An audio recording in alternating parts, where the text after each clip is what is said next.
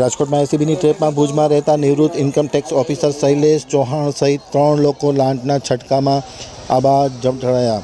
4 લાખનું એરિયર્સ મંજૂર કરવા માટે આ લાંચ માગી હતી, જેનું છટકું ગોઠવવામાં આવ્યું હતું। હવે જોઈએ અમદાવાદ આમતક ન્યૂઝ બ્યુરોમાંથી જસ્ટિન પરેરાનો એક વિસ્તૃત અહેવાલ। રાજકોટમાં એસીબીની ટ્રેપમાં ભુજમાં રહેતા નિવૃત્ત ઇન્કમટેક્સ ઇન્સ્પેક્ટર સપડાઈ ગયા હતા। ભુજની ઝૂલેલાલ સોસાયટીમાં રહેતા શૈલેષ ચૌહાણ સહિત 3 શખ્સો આ લાંચના છટકામાં આબાદ ઝડપાયા હતા। 4 લાખનું એરિયર્સ મંજૂર કરવાના હેતુ સાથે રાજકોટ આઈટી કચેરીના આસિસ્ટન્ટ એકાઉન્ટ ઓફિસર રવિ જાંગીરે 50,000 રૂપિયાની લાંચ માંગી હતી। તે પેટે 5,000 રૂપિયા એડવાન્સમાં મેળવવામાં આવ્યા હતા। બાકીના 45,000 મેળવવા માટે રવિએ શૈલેષને હવાલો આપ્યો હતો। શૈલેષે ફરિયાદી જોડે લાંચ અંગે હેતુલક્ષી વાતચીત કરી ઓફિસના પટાવાળા અક્ષય વાગડિયાને રૂપિયા આપી દેવા જણાવ્યું હતું।